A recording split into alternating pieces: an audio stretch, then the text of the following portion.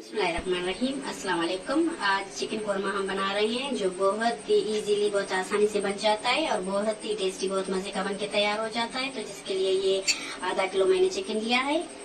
ये 2 medium size के प्याज लिए हैं, उन्हें ऐसे चॉप कर लिया है और ये ऑयल गरम करने के लिए रख लिया है। आधा कप जितना हमने ऑयल लिया है।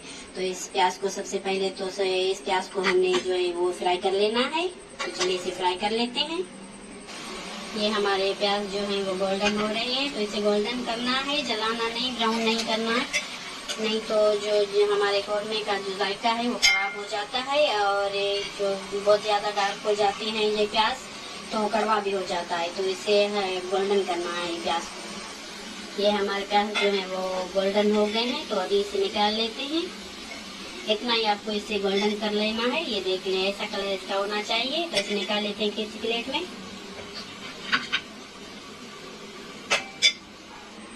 ये वही तेल है जिसमें हमने अभी ये जो प्याज अपने भुने हैं। तो इसी तेल में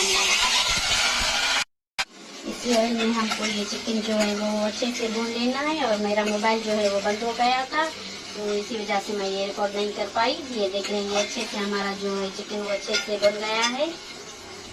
ये अदरक लहसुन का पेस्ट 1 चम्मच भर के हम इसमें ऐड कर लेते हैं। इसे थोड़ी देर भून देते हैं। ये प्याज जो है हमने भून कर रखे थे, तो इन्हें हाथ की मदद से हम थोड़ा सा जो है वो चॉपर वगैरह में आपको नहीं पीसने, ये हाथ की मदद से आपको ऐसे पीसने। जो चॉपर में जो पीसते हैं तो उससे ज्यादा टेस्ट मजा नहीं होता, तो हाथ की मदद से ऐसे हम इसे पीस लेते हैं। ये हमने 1 कप जितना दही लिया है, ये दही इसमें ऐड कर लेते हैं। और ज्यादा खट्टा दही नहीं होना चाहिए, ये घर का हमारा जो है दही जमा हुआ है। ये कोरमा मसाला है हमारे पास, ये 4 चम्मच जितना कोरमा मसाला हमारे पास है। और ये किसी भी कंपनी का आप ले सकते हैं। ये मैंने रेडीमेड जो है मसाला वो लिया है, और ये घर का बना हुआ नहीं है। तो हम ये जो है बाहर के मसाले से बना रहे हैं। अच्छे से मिक्स कर लेते हैं सारी चीजों को। ये प्याज जो है वो भी इसी स्टेज पे ऐड कर लेते हैं।